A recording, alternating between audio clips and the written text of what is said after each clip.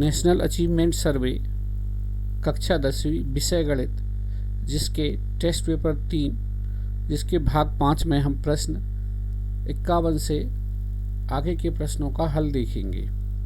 प्रश्न 51, निम्नलिखित में से कौन सी एक अपरिमेय संख्या है?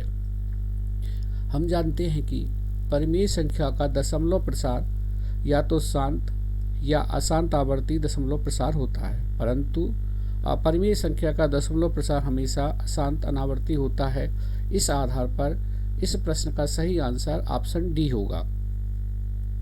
प्रश्न 52, यदि ए धन बी धन सी बराबर 0 हो तो a cube plus b cube plus c cube का मान क्या होगा?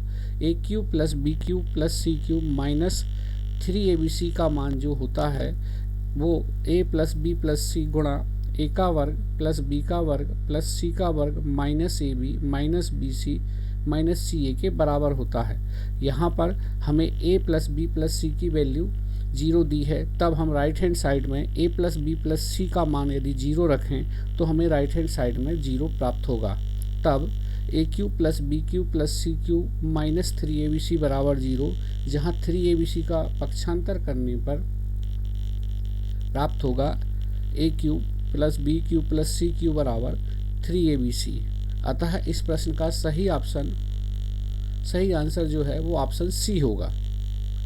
प्रश्न 53, एक्स अक्ष से बिंदु 4 और 5 की लंबिक दूरी क्या है? बिंदु 4 और 5, इसका अर्थ यह है कि P की एक्स अक्ष से लंबिक दूरी 5 और वाई अक्ष से लंबिक दूरी 4 है। चित्र के माध्यम से भी इसे हम समझने का प्रयास करते हैं। जैसे बिंदु P जो है, यदि हम देखें तो इसकी वाई अक्ष से लंबिक दूरी 4 और एक्स अक्ष से लंबिक दूरी 5 है। तब इस प्रश्न का सही आंसर ऑप्शन डी होगा। प्रश्न 54, रैखिक समीकरण 3x धन 4y बराबर 8 का आलेख बाय अक्ष को निम्नलिखित में से किस बिंदु पर काटता है? हम जानते हैं बाय अक्ष पर जो x निर्देशांक रहता है वो 0 के बराबर रहता है। तब समीकरण 3x धन 4y बराबर 8 में x का मान 0 रखने पर हमें y का मान जो प्राप्त होगा वह 2 प्राप्त होगा, अर्थात y बराबर 2। तब बाय अक्ष पर इस बिंदु के निर्देशांक जो होंगे 0 और 2 होंगे, जो कि ऑप्शन बी में है। तब इस प्रश्न का सही आंसर ऑप्शन बी होगा। प्रश्न 55, एपी जिसमें 14, 10, 6 और 2 इनके प्रथम 12 पदों का योग ज्ञात करना है। एपी के n पदों का योग का जो फार्मूला होता है Sn बराबर n/2 into 2a plus n-1 into D. तब हम जो AP दी गई है उसका प्रथम पद देखें तो उसका मान 14 है।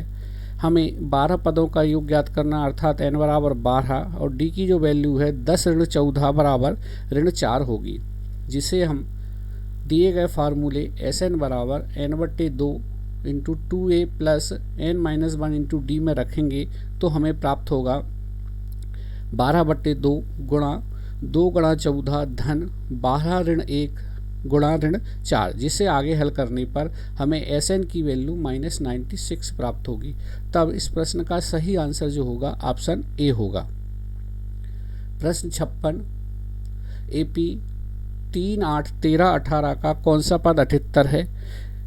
यह AP दी गई है, इसका प्रथम पद जो है 3 है और अंतिम पद या nवां पद जो है वो 78 और d का जो मान है 8 ऋण 3 बराबर 5 होगा। हम जानते हैं nवें पद का फार्मूला AB में या अंतिम पद का जो फार्मूला है L बराबर a plus n-1 into D होता है, जहाँ पर a की वैल्यू 3, L की वैल्यू 78 और d की वैल्यू 5 रखेंगे। तब हमें प्राप्त होगा 78 बराबर 3 धन n ऋण 1 गुणा 5, और इसे हम यदि आगे हल करें तो हमें n की जो वैल्यू है प्राप्त होगी n बराबर 16, अर्थात इस प्रश्न का सही आंसर जो है ऑप्शन बी होगा। प्रश्न 57, किसी द्विघात समीकरण के मूल 2 और 4 हैं तो वह समीकरण होगा। हम जानते हैं कि द्विघात समीकरण के जो मानक रूप रहता है वो रहता है x² माइनस मूलों का योगफल गुणा x धन मूलों का गुणनफल। यहाँ पर मूल 2 और 4 हैं तो मूलों का योगफल होगा 2 धन 4 और गुणा होगा 2 गुणा 4। तब हमें प्राप्त होगा x² माइनस 6x प्लस 8 बराबर 0। तब द्विघात समीकरण का यह सही आंसर जो होगा वह ऑप्शन डी होगा।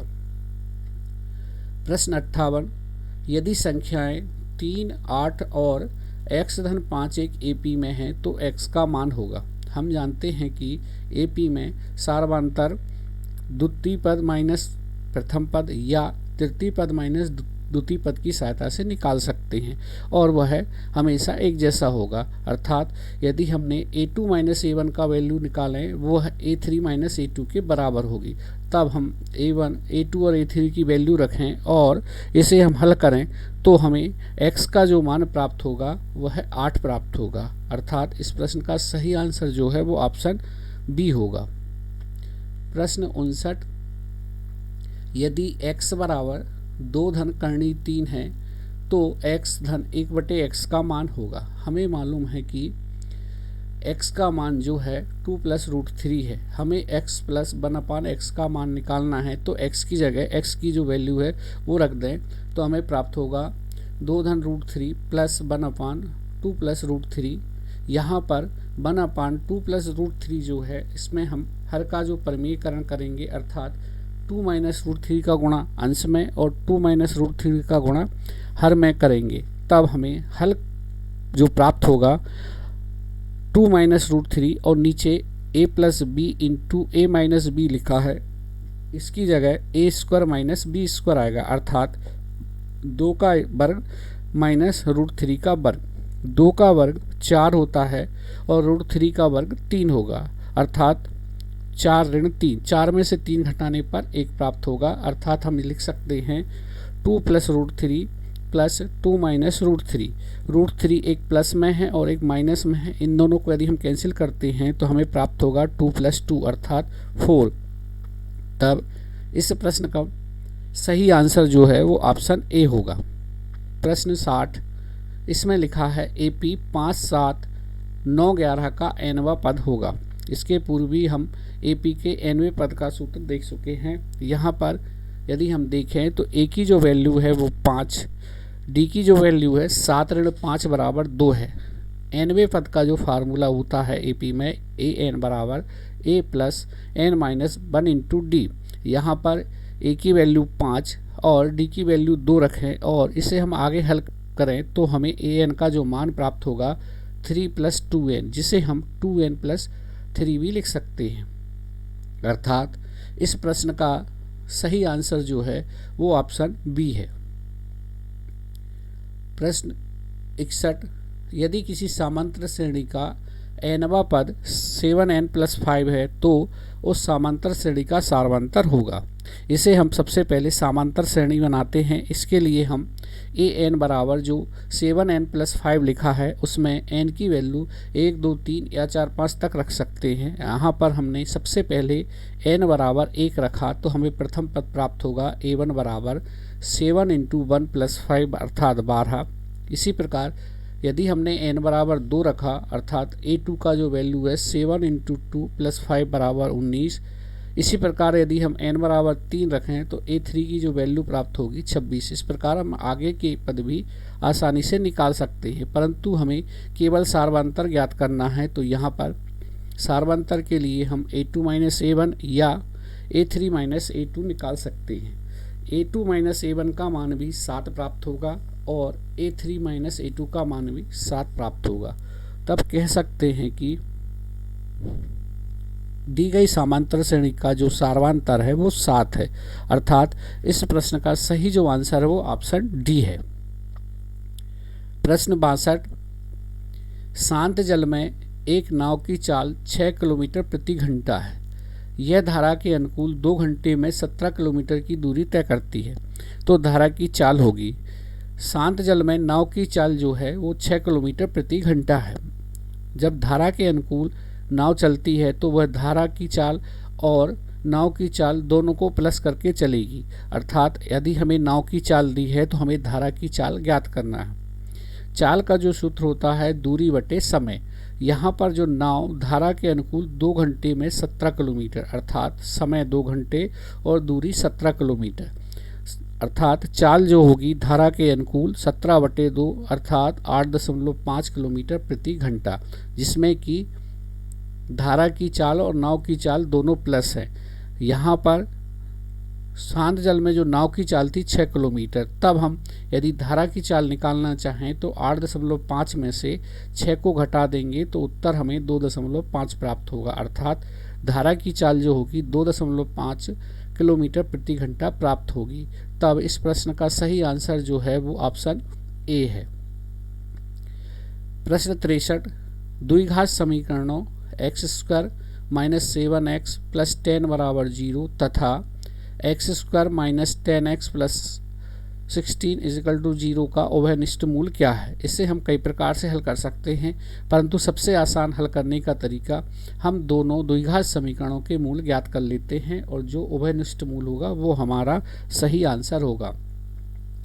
x² - 7x + 10 = 0 जो है, इसे हम 7x के यदि हम 2 भाग करें तो हम लिख सकते हैं -5x - 2x।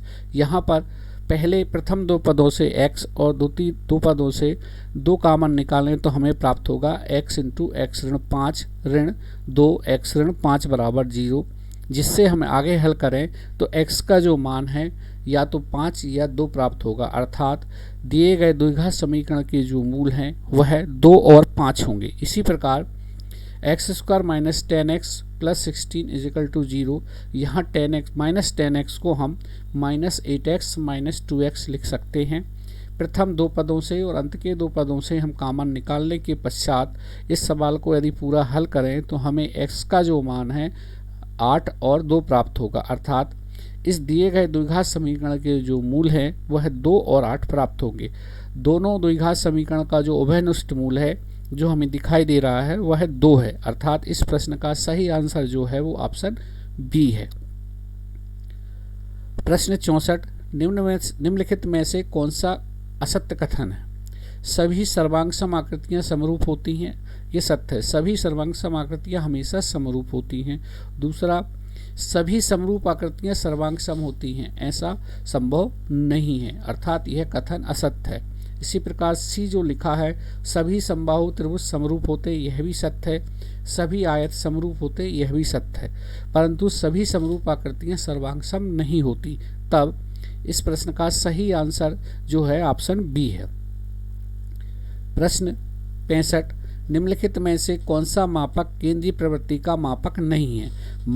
माध्यिका और बहुलक जो है केंद्रीय प्रवृत्ति के मापक होते हैं। तब इस प्रश्न में ऑप्शन सी जो लिखा है परिसर, यह केंद्रीय प्रवृत्ति का मापक नहीं है। तब इस प्रश्न का सही आंसर ऑप्शन सी होगा। प्रश्न 66, यदि p और q 2 अभाज्य संख्या हैं तो p और q का एलसीएम क्या होगा। यदि p और q 2 अभाज्य संख्या हैं, अर्थात उनका कोई भी गुणनखंड उभयनिष्ठ नहीं है, तब इनका जो एलसीएम है वो p × q होगा। तब इस प्रश्न का सही आंसर जो है ऑप्शन बी होगा। प्रश्न 67, यदि 6 मीटर ऊंचे पेड़ की छाया 2 कर्णी 3 मीटर हो तो उस समय सूर्य का उन्नयन कोण क्या होगा। चित्र की सहायता से यदि हम देखें, यदि एक पेड़ ए बी है और उसकी छाया बी सी है जिसकी लंबाई 2 कर्णी 3 दी है, तो हम चित्र से देख सकते हैं कि उन्नयन कोण यहाँ पर सी प्राप्त होता है। यदि हम इसे थीटा मान लेते हैं तो माना उन्नयन कोण थीटा है। त्रिभुज एबीसी में 2 भुजाएं ज्ञात हैं, एक ए बी और एक बी सी, जिसे हम सी के सापेक्ष लंब और आधार कहते हैं, अर्थात त्रिभुज एबीसी में ए बी बटे बी सी बराबर लंब बटे आधार होगा। ए बी की वैल्यू 6 है और बी सी की वैल्यू 2√3 है। लंब बटे आधार को त्रिकोणमितीय अनुपात में tan थीटा कहते हैं। यहाँ 2 से 6 को यदि हम नष्ट करें तो हमें प्राप्त होगा 3/√3 बराबर tan थीटा। यहाँ 3 को हम √3 इंटू √3 लिख सकते हैं। यहाँ √3 से √3 को यदि हम निरस्त कर दें तो टेन थीटा की वैल्यू जो आएगी √3। हम जानते हैं कि टेन में √3 जो है टेन 60 का मान होता है, अर्थात थीटा का जो मान है वह 60 अंश आएगा, अर्थात उन्नयन कोण जो होगा वो 60 अंश होगा, जो कि ऑप्शन सी में दिया गया है। तब इस प्रश्न का सही आंसर ऑप्शन सी होगा। प्रश्न 68, यदि समीकरण x² minus px plus p बराबर 0 इसके मूल वास्तविक हैं तो कौन सा कथन सत्य है। जब मूल वास्तविक हो तो हम जानते हैं विविक्तर या d का मान जो होता है 0 से बड़ा या 0 के बराबर, अर्थात d greater than or equal 0। d का जो फार्मूला होता है b² माइनस 4ac बड़ा है या बराबर है 0। यहाँ पर a, b और c की यदि वैल्यू रखें तो b की वैल्यू -4, a की वैल्यू 1 और c की वैल्यू p है, तो हमें समीकरण प्राप्त होगा -4 का स्क्वायर -4 इंटू 1 इंटू p, जिसे हम आगे हल करें तो 16 ऋण 4p बड़ा या बराबर है 0 से। बाएं पक्ष से यदि हमें 16 हटाना है तो दोनों पक्षों में 16 माइनस करना पड़ेगा, अर्थात 16 ऋण 4p ऋण 16 बराबर बड़ा या बराबर है 0 ऋण 16। लेफ्ट हैंड साइड में 16 से 16 को यदि हम निरस्त कर दें तो हमें प्राप्त होगा ऋण 4p बड़ा या बराबर है ऋण 16 से। यहाँ से यदि हम इनके चिन्ह परिवर्तित करें तो समता का चिन्ह जो है वो परिवर्तित हो जाएगा, अर्थात ऋण 4p को धन 4p और ऋण 16 को धन 16 करेंगे तो बड़ा की जगह छोटा या बराबर है 16, जिसे हम आगे हल करें तो p की वैल्यू आएगी p छोटा या बराबर है 16/4, अर्थात p छोटा या बराबर है 4 से। तब इस प्रश्न का सही आंसर जो है वो है ऑप्शन ए है। प्रश्न 69, जिसमें लिखा है प्रथम 20 विषम प्राकृत संख्याओं का माध्य होगा। प्रथम 20 प्राकृत संख्याएं जो होंगी 1, 3, 5, 7, 9 इस प्रकार हम 20 प्राकृत संख्याएं विषम प्राकृत संख्याएं लिख सकते हैं। माध्य का जो फार्मूला होता है प्रेक्षणों का योगफल बटे प्रेक्षणों की संख्या, अर्थात हमें 1, 3, 5, 7, 9 का योग ज्ञात करना है। 1, 3, 5, 7, 9 जो है एक AP है जिसका प्रथम पद 1 है, जिसकी सार्वांतर जो 2 है और पदों की संख्या 20 है। तब हमें प्रेक्षणों का योगफल ज्ञात करने के लिए AP के n पदों का योग का सूत्र लगाना पड़ेगा, जो कि Sn बराबर n/2 2a plus n-1 into d के बराबर होता है। यहाँ पर n की वैल्यू 20 है, a की वैल्यू 1 है और d की वैल्यू 2 है। तब हम इसे आगे हल करें तो Sn का जो मान प्राप्त होगा, अर्थात 20 विषम प्राकृत संख्याओं का जो योग प्राप्त होगा वह हमें 400 प्राप्त होगा, क्योंकि हमें 20 प्राकृत संख्याओं का माध्य ज्ञात करना है। माध्य का फार्मूला होता है प्रेक्षणों का योगफल बटे प्रेक्षणों की संख्या। योगफल हमें 400 प्राप्त हुआ है और प्रेक्षण हमारे 20 हैं, अर्थात 400/20, जिसे हम आगे हल करें तो हमें मान प्राप्त होगा 20। तब इस प्रश्न का सही आंसर जो है वो ऑप्शन बी है। इस टेस्ट का ये अंतिम प्रश्न, यदि एक त्रिभुज जिसके शीर्ष 0, 4, 0, 0 और 3 0 है तो उसका परिमाप होगा। परिमाप अर्थात तीनों भुजाओं का योग। चूँकि इसमें शीर्ष के निर्देशांक दिए हैं, इस आधार पर यदि हम त्रिभुज बनाएं तो जो A है वो 0, 4 है, B जो है 0, 0 है और C जो है 3, 0 है। इस आधार पर यदि हम देखें तो AB भुजा की लंबाई 4 है, BC भुजा की लंबाई 3 है, परंतु AC भुजा की लंबाई हमें ज्ञात नहीं है। पर त्रिभुज ABC एक समकोण त्रिभुज बन रहा है। समकोण त्रिभुज में पाइथागोरस प्रमेय से कर्ण का वर्ग बराबर लंब का वर्ग धन आधार का वर्ग, अर्थात AC का वर्ग बराबर AB का वर्ग धन BC का वर्ग। यहाँ पर AB और BC की वैल्यू रखें तो AC वर्ग बराबर प्राप्त होगा 4 का वर्ग धन 3 का वर्ग, अर्थात AC का वर्ग बराबर 25, 25 5 का वर्ग होता है, तब AC की वैल्यू 5 प्राप्त होगी। इस प्रकार हमें त्रिभुज की तीनों भुजाएं AB, BC और AC का मान प्राप्त हो गया। हमें त्रिभुज ABC का परिमाप ज्ञात करना है, जो कि तीनों भुजाओं के योग के बराबर होगा, अर्थात AB plus BC plus AC। यहाँ पर AB, BC और AC के मान रखें तो त्रिभुज का जो परिमाप है वो 12 प्राप्त होगा, जो कि ऑप्शन सी में दिया गया है। तब इस प्रश्न का सही आंसर ऑप्शन सी होगा।